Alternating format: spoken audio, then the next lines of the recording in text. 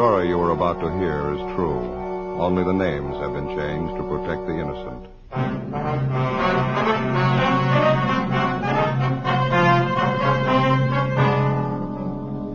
You're a detective sergeant. You're assigned to burglary detail. For the past 18 weeks, a gang of safe men have been breaking into large grocery stores all over the city. They work fast. You can't localize their operations. Your job? Get them.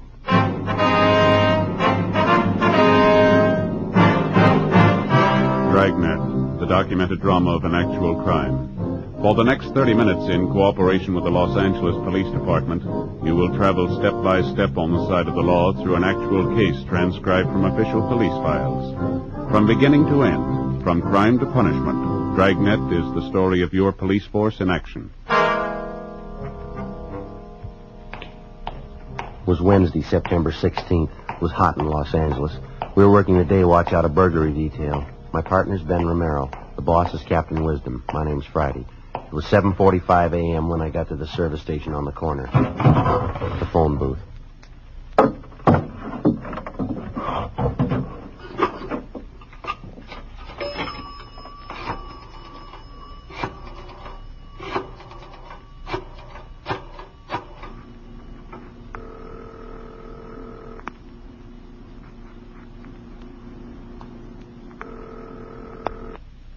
City Hall. 2524, please. 2524.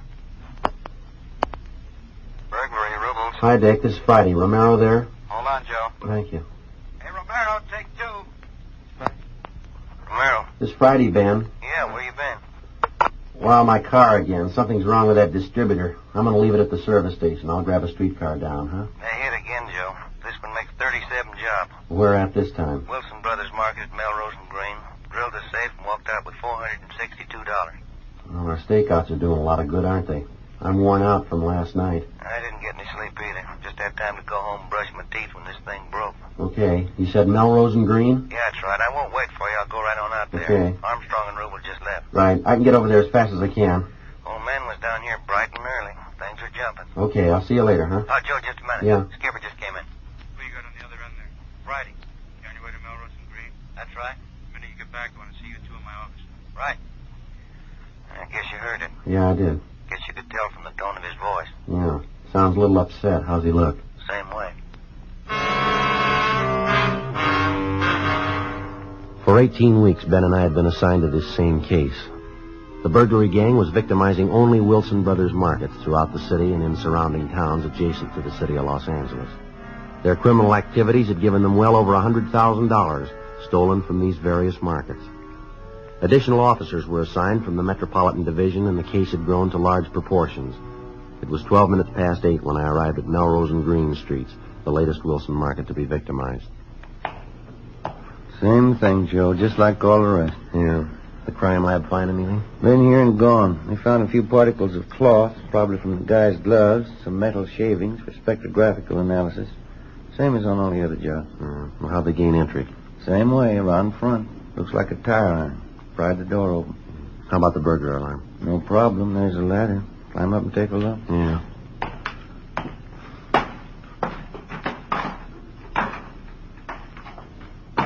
See it? Yeah, I see it. Cut the key leads again, huh? Nothing's different, Joe. Just exactly the same. All around. Well, that really tears it, doesn't it? Yeah. 252 men on stakeout last night, and they know just which market to hit, one that isn't covered. When you figure Wilson's got over 300 stores, we can't cover them all. You'd think we might have some of the luck. We're sure overdue. Nobody could be this lucky this long. Well, they're out to break the record. Haven't turned up anything new at all, huh? Not so far. I've been looking around. Come on. Yeah. Rubels and Armstrong in the store? Yeah, they're checking the back of the store, stock room, employees' locker room. And how much was taken? Told you on the phone, $462. Some checks, about $200 worth. Well, this is Wednesday. I suppose the thieves have discontinued the weekend jobs? I don't know. Your guess is as good as mine. Here's the box. Yeah. Sure a good, clean job. A lot different than those first ones, huh? Yeah, they've come a long way. Well, the safe was certainly well lighted, wasn't it? 200-watt bulb up there. Still burning when we got here. Doesn't do much good with all those boxes piled up over there in front of the window, though. The manager says he weren't there when he closed up last night. Well, nothing seems to bother them, does it? They move in, don't chance turning out the light. They just pile crates up between themselves and the street, and then they take their time drilling the box. That's it. There's the usual empty pop bottles, 3 of them. Yeah, to cool the bits of it, yeah. Hi, Friday. Didn't know you were here yet. Well, hello, Rubles. How are you? Yeah, but we got something. Yeah? Fished these out of the drain in the bathroom. What do you got? Looks like they tried to get rid of them. Some of the checks torn up and this fishing license ripped in two. Well, could I see those bits? Hmm. Charles W. Royal, issued last month. Good chance he might have carried the license in his pocket and got it mixed up with the checks. First, maybe he was going to take the checks, but changed his mind, tore them up, the license with him. Well, let's hope you're right, Dick. But it might just belong to some employee here. Well, we've been kind of figuring these jobs might have an inside connection. Maybe this is it, huh? Let's check it out. Well, maybe this is the break we've been looking for. We went back to the office and checked the name Charles W. Royal through R&I. No record. We contacted the management of the Wilson Markets. He had been an employee at the store, which was just held up. He had been transferred 6 months prior to their Van Nuys branch. In checking back, we found that the Van Nuys Market was one of the first stores to be burglarized. He was placed under surveillance for several days, and during this period, another Wilson Market was burglarized. The officers conducting the surveillance accounted for all of Royal's time during the burglary. He was brought in for questioning and cleared of any complicity in the burglaries. Monday, September 28th, 8 a.m., we met with Captain Wisdom. The reason for Royal's fishing license being in with those checks was because he left it behind at that store when he was transferred. That's right. Manager of the store confirmed it. Said he kept it in a safe for him so it wouldn't get lost. Well, that lead went nowhere. And none of them go anywhere. We don't get any leads. Been no kickbacks on any of our teletypes, APBs, or radiograms. Between Armstrong, Rubles, and Ben and I, the girls in the stats office think we're on the payroll down there. We're wearing out the cards, having to make runs on the gang's M.O. for us. How about that last stuff Burton from CII sent down? Well, we checked all 3 of them out. Nothing. Boys in the crime lab got a lot of physical evidence if they could make something out of it. That's just it. You can't make something out of nothing. You haven't got much up there. A few steel shavings off those safes, a couple of broken bits, handful of cotton fuzz they think is off the guy's gloves. You can't work miracles. Yeah, that's right. I don't think we've overlooked anything, Captain. Every neighborhood in the vicinity of every burglary has been checked and rechecked.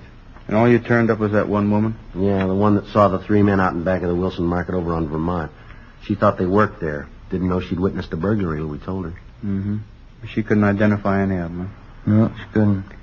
I just checked with the sheriff's office. These burglaries are driving them crazy, too. No leads. Boys from the parole office have been trying to give us a hand. We've checked out everything they sent us on dischargees and parolees. Nothing fits.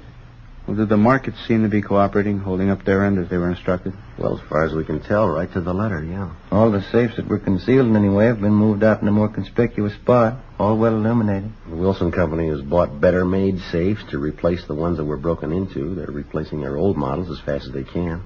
Doesn't seem to stop them. Yeah, all that's according to the book. Doesn't figure with all those precautions they'd be foolish enough to tip off the thieves. What do you mean? Well, here, take a look at this. Yeah. Larson and Gunn turned this up at that Venice Boulevard job night before last. Mimeograph stakeout instructions, huh? That's right. Put out by the management of the markets. Every time we inform them of a stakeout night, they put these interstore memos out. Yeah. That was for the purpose of informing all the different store managers of the police department's plans so they'd be sure and comply with our instructions. Yeah. Motive was okay, but the effects have been causing us more trouble than we know. Well, weren't these destroyed after the store managers read them? Apparently not. We'd notify the management of the stores to be staked out a week in advance so that they could quietly let the stores know about it. Whether we wanted the lights left on or turned off to move the safe out of hiding, all the various instructions. And the management of the market chain just took it on themselves to send out these memoed sheets, huh? And not only that, in checking the last couple of jobs, either these sheets were in the manager's desks or they were posted in the store someplace. All the thieves had to do was go through a desk or check a bulletin board and they knew right where we'd be, huh? Without this advance information, maybe it'll slow them down. Maybe we can write in on part of the luck. We're due. Yeah. Now, come on over here to the pin map. Well, here you are, Friday. A red pin for you and one for you, Romero. Mm. You put them in. I got calluses on my thumb from trying to keep up with those thieves. Yeah. Well, Venice Boulevard and Rockwell. Mm-hmm. Vermont and Marathon. Yeah, just look at them on there. They're going to run us out of pins if we don't blow the whistle on them. Well, I'm getting a little sick of it myself. You take a good look at the map here. All the red pins of these market jobs in and around here and through here. Mm-hmm. As you know, Wilson's got stores throughout most of Southern California. Yeah. They've hit in and around the metropolitan area, Pomona, Glendale, a couple of times at the beach cities. But look over here. That's Eagle Rock. Yeah. Now, for some reason, they're leaving Eagle Rock alone. There's 7 Wilson markets out there, not one of them have been touched. Well, maybe they'll hit there next, huh? And we double-checked all cruiser units out there, told them to be doubly alert. Also to report any suspicious moves around any of the stores. Now, I want to report on any and all cars driving below normal speeds anywhere near those markets. Anything even remotely out of line. There's 7 stores in and around that area. Excuse me. Burglary, Wisdom. The highball. Who's that? They did? Colorado and Bryce. Yeah, right away. Yeah. That was Lieutenant Vaughn, Highland Park. I was wrong. There's only 6 stores in Eagle Rock now. What do you mean? They knocked one over last night. The preliminary investigation of the Wilson Brothers Market in Eagle Rock yielded no additional physical evidence, but it definitely showed that we were dealing with the same gang of thieves. In this last burglary, they got away with $1,852. 1:34 p.m. After 5 hours of continuous checking in the immediate neighborhood of the latest market to be burglarized, Ben and I located a Mrs. Olive Rebard. We felt sure that we'd reached a turning point in the case. Mrs. Rebard had seen 2 of the gang members at work in the Wilson Market at Colorado and Bryce in Eagle Rock. She agreed to come downtown and go through photographs of criminal suspects.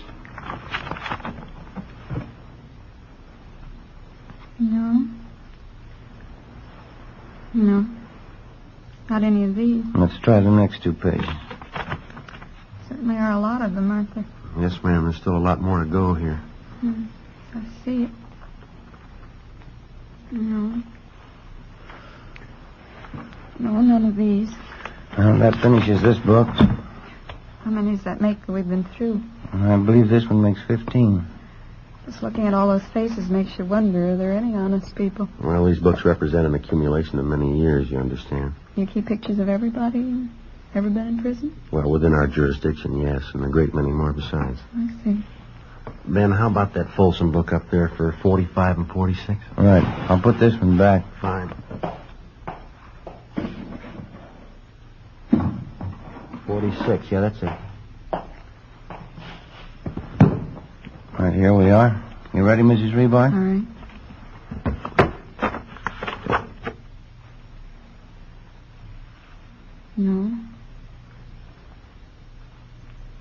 No, I don't believe it's any of these. All right. Turn the next page there. And how about these? No. This one, no. No. That one fellow looked a little like one of them. I thought he did at first. Which one was that? This one. This one here? No, I was wrong. He looked familiar at first glance. Well, now, we told you before, Ms. Rebard, if any of these men, their ears, eyes, nose, chin, any part of them looks like any part of the men that you saw, we'd like to know that. We'll have our Sergeant Putoff up in our crime lab drop a composite for you. You mean you put all the different features together? Yes, ma'am. If you think it might help in any way, I mean, it'll certainly help us. I didn't realize that you were that thorough. Oh, we have to be. Well, I'm just not that sure about any of their features. It was just like I told you, I didn't get too good a look at them, but I thought I might remember. There's so many pictures here. Well, would you like to rest a little while, Ms. Rebard? We've been going at this thing for about 2 hours now. No, that's all right. No, I want to help if I can. I think I'll open this door, little Joe. All right. Got a little draft in from the hall. There. Gets a little stuffy in here sometimes. Thank you. I wonder if you'd like a cold drink of some kind. Coke, something like No, that? thank you. That's very kind. I don't care for one. All right. Would you like to go on? Yes, I think so. All right. No. Mm-mm. You understand that when I saw these men in the store, I had to look through the front window. They must have been at least 40 feet away from me. I had to shout to be heard. Yes, ma'am, we understand. They didn't come over to me at all. Mm-hmm. I just can't believe that they were really those lightning burglars. Isn't that what the paper called them? Yes, ma'am. They were just as big as life. They were standing behind the meat counter. They even had on butcher's aprons. It's still hard to believe, because because they didn't act like burglars at all. Sometimes they don't. Well, the only thing that struck me funny was that anybody be working there on a Sunday. I've seen men in there before. It just didn't seem right that they'd be working there. I wanted to get in to pick up a box of starch. They told me to come back Monday morning when they were open. Well, if you could have seen over the counter from where you were standing, you would have seen the floor safe right there in the meat department. They were trying to open it. I never would have known it. You sure you people couldn't have made a mistake, Bob? No, ma'am, I don't think so. We've checked there, and there was no authorized employees in that store yesterday morning. That's so. Well, must have been them then. Yeah, we're pretty sure it was. Here, Let me help you there, Mrs. Reebard. These pages are stuck together. Thank you. There. There you are.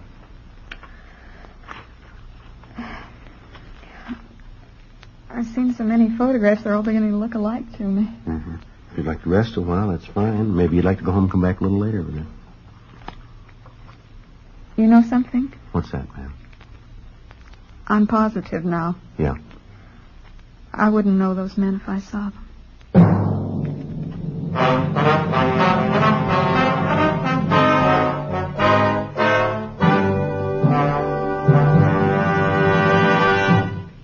You are listening to Dragnet. From beginning to end, Dragnet is the authentic story of your police force in action.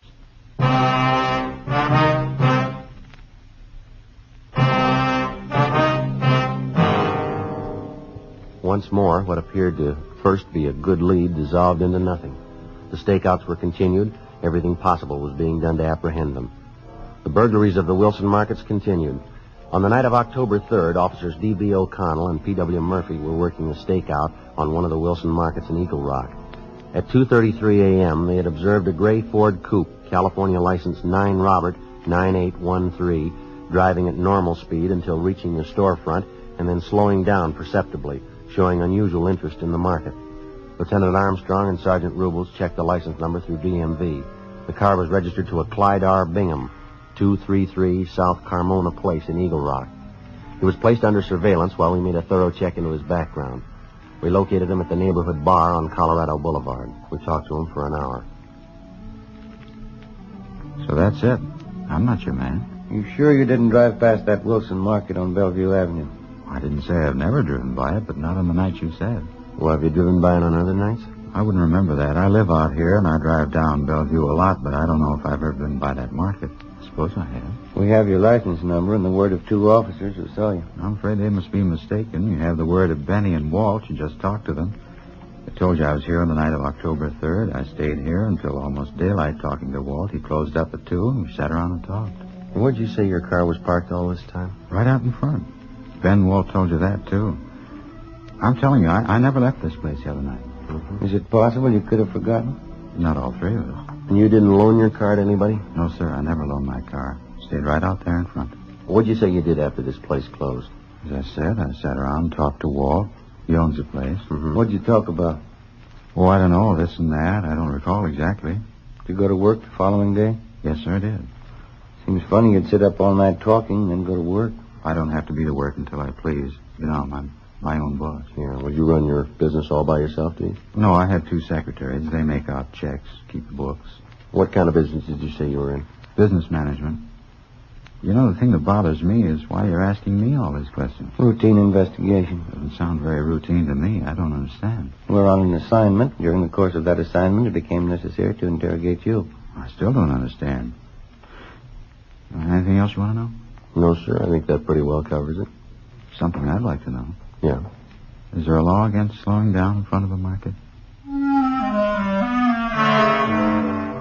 Ben and I felt that Bingham was lying for some reason that we were not aware of. All efforts were made to determine that reason. We made a complete search of his residence. His relatives, friends, and associates were interrogated. The 2 men who had alibied for him were checked out. No evidence was obtained to connect him in any way with the Wilson market burglaries. The surveillance was continued on the 3 men. During the next 2 weeks, another market was burglarized. None of the 3 men could have been involved in any way. Another month went by. The burglaries continued unchecked. The newspapers had dubbed them the Lightning Bandits. There was only one exception to the title. By this time, they'd begun to repeat on markets, to hit again where they had burglarized a safe previously. December 3rd, 4 a.m. Ben and I were cruising the central area, the section not covered by stakeout. I figure there's only one way to beat this thing. Yeah, what's that? Ask for a transfer before they offer us one. Well, it seems like every way we turn, we're stopped. No leads, nothing. Here it is almost Christmas again. Those market thieves started last Easter. Yeah, I know. Well, we got everything covered again tonight as best we can. We could just keep all the markets covered at one time. Well, that's been done a couple of times, you know that. Yeah, I know that, but keep them covered all the time till we get to them. If we had the manpower, we could do it. Yeah. You want to swing in close to the curb? Here's another market. Yeah. You see anything? No, nothing on this side. I can't see the safe in there, can you? No. Those vegetable counters are partially blocking it. Lights on, though. Mm-hmm. Yeah, this side's clear, too. Rear of the store backs up against that other building, doesn't it? Yeah, only a front and side entrance. You swing around again. Will you make a U? You see something? No, I'm not sure. Just pull back up in front again, huh? Right. Okay, this is fine. You want to kill your engine? Mm-hmm. You hear that? I'm not sure. Come on.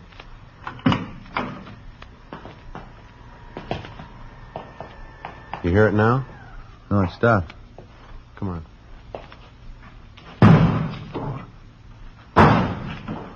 They're throwing vegetables at that front window. They're trying to draw our attention here. Now, you cover the side. I'll try to force them to you. Right, there's the news rack. Right, I see it. All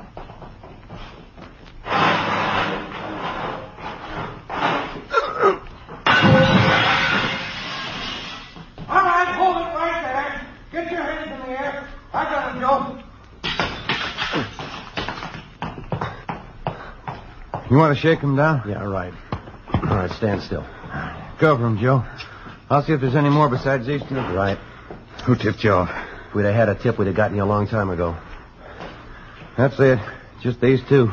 Somebody must have tipped you off. You couldn't be this lucky. Why not? You've had your share. The two men were taken into custody and were identified as Wilford Lawson and Thomas Greenfield. A check with R&I showed no previous record on either man. After a short interrogation, Wilford Lawson admitted his part in all of the burglaries of the Wilson Brothers markets. He steadily refused to give us any information as to the other possible members of the burglary gang. Thomas Greenfield was interrogated. He was the more timid of the two. He claimed that this was the first job he'd been on with Lawson, that he did not know of any other members of the gang, that he'd only served as lookout on this particular burglary, and that he was not deeply involved. In further investigation of the two suspects, Armstrong and Rubel found that they had been seen in the company of still another man. It was impossible to get any kind of lead on the remaining suspect. We took the matter up with Captain Wisdom. It was our combined belief that we should allow Thomas Greenfield to be released on the grounds that we believed his story about his slight part in the crimes. He was placed under close 24-hour surveillance. Thursday, December 6th, 2 days after we'd released Thomas Greenfield, we were called into Captain Wisdom's office. Guess we played it the right way in letting Thomas go. How do you mean? Well, first of all, we passed one up last October. You remember Bingham? The guy driving slow past the market in Eagle Rock? Yeah. Well, he's the one we want. And these two letters, both postmarked today, we picked them up on that mail stop on Lawson. Where are they from, Thomas? Yeah, a couple of choice parts. Yeah, listen to this. Client says to tell you he's not sore anymore. Ever since that mix-up, him and Walt and Benny decided this was the best way to play it. He says he don't want no part of what's yours. And then there's a lot more here. It says he'll get an attorney for Lawson, and he thinks he really put one over on us. Anyway, all three of them are in it all the way. Well, how does Bingham figure in it? We had him under surveillance, didn't we? You know, listen to this from this other letter. Oh, yeah, here it is. I've been talking with C.B. Clyde Bingham, getting real clever now using initials. Yeah. I've been talking with C.B. several times only on the phone. He's really not sore. He only laid out since that time. He figured he might be hot. That's enough, isn't it? It's all there. It adds. Okay, you got one to roll on. Yeah. Go out and pick him up. This time we'll keep him.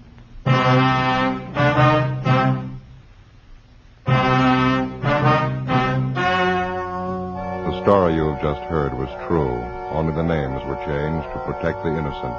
On March 22nd, trial was held in Superior Court, Department 88, City and County of Los Angeles, State of California. In a moment, the results of that trial.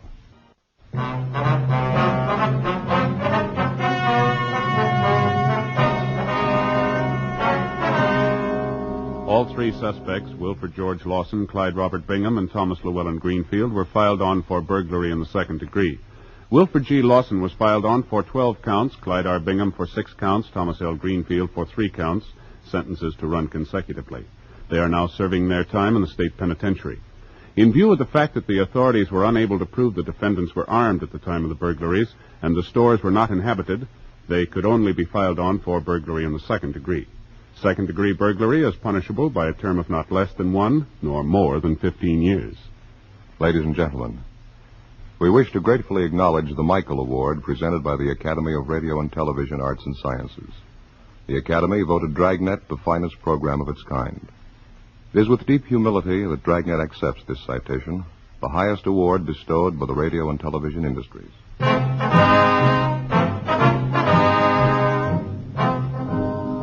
You have just heard Dragnet, a series of authentic cases from official files. Technical advice comes from the Office of Chief of Police W.H. Parker, Los Angeles Police Department. Fatima Cigarettes, best of all long cigarettes, has brought you Dragnet, portions transcribed from Los Angeles. Stay tuned for Counter Spy next over most NBC stations.